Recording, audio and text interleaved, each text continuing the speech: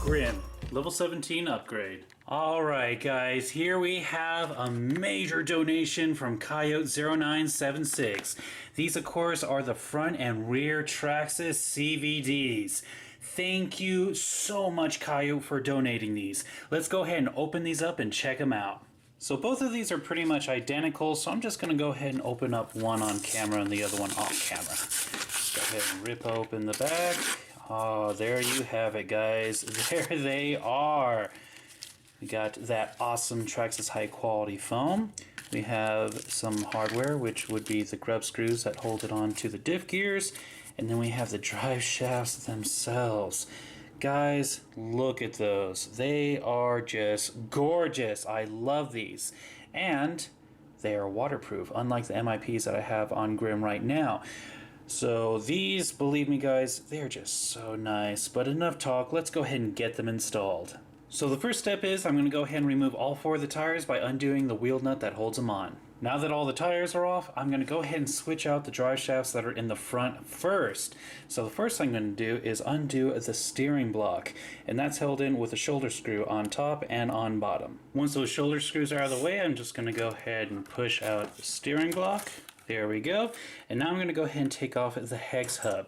The hex hub is easily just pried off.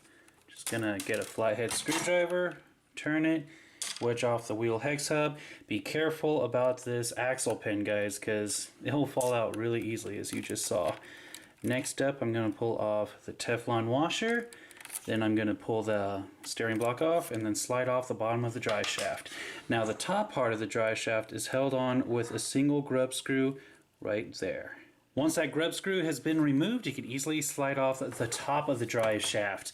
Now before I install the new one, you will notice that with the front drive shafts, they are a little bit different than the rear ones. So if you're going to get these for your Stampede, two-wheel drive, Rustler, or slash two-wheel drive, remember you're going to want to get the ones for the rear and not the ones for the front, because they are structurally different.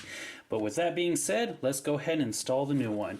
So the first thing I'm going to do is just get the top of the drive shaft. I'm going to slide it onto the diff output, and there's only one way it can fit on there, and then I'm going to use the grub screw that they included to tighten it in. Once you have that grub screw installed, it's time to go ahead and reattach the steering block. So I'm just going to go ahead and slide the axle right on through the bearings, slide the steering block into the caster block, and attach it back with those 2 shoulder screws.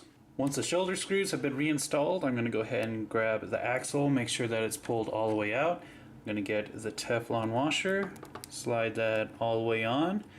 Then I'm going to get the axle pin, slide that right through the hole that's in the axle. Make sure that's even on each side. And then I'm going to get the wheel hex hub, and you'll see there is a little space for that axle pin to snap onto. Push it on and you are done. And the process for the other side is identical. And now it's time to go ahead and move on to the bag. The first thing I'm going to do is undo the screw pin that holds the axle carrier to the A-arm. Once you remove the pin, it's time to go ahead and undo the wheel hex hub, and it's identical to the front.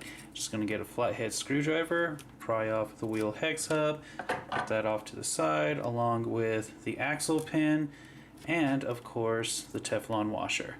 Now I can pull out the lower part of the drive shaft. As for the top part of the drive shaft, it's going to be just like with the front. I'm going to have to undo the grub screw that holds it on to the diff output. Alright, and there's the top of the drive shaft. Now with the MIPs, there's a grub screw on top and bottom. With the stock ones and even with the CVDs, there's just one grub screw going in on one side. Now before I install the new drive shaft, I forgot to mention that there is going to be a Teflon washer on the inside of the axle. So you're going to have to pull that off, and then you can go ahead and put that on the new one. Now that that's been taken care of, we're going to go ahead and slide this top of the drive shaft onto the output for the diff and then insert that grub screw. With the top of the drive shaft installed, it's time to go ahead and slide the axle into the axle carrier, just like this. Make sure that the bearings stay in place. And then I'm going to attach it to the A-arm by using that screw pin. Once that's taken care of, I'm going to go ahead and get the axle, make sure it's pulled all the way out. Then I'm going to get the Teflon washer. I'm going to slide that all the way down. Then I'm going to get the axle pin and slide it through the hole that's in the axle.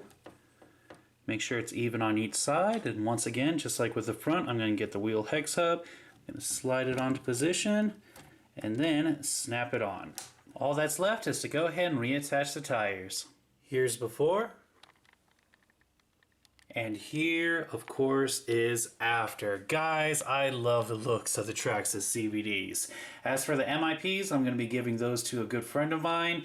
But Coyote, thank you again for this awesome donation. And that, of course, was Grimm's level 17 upgrade.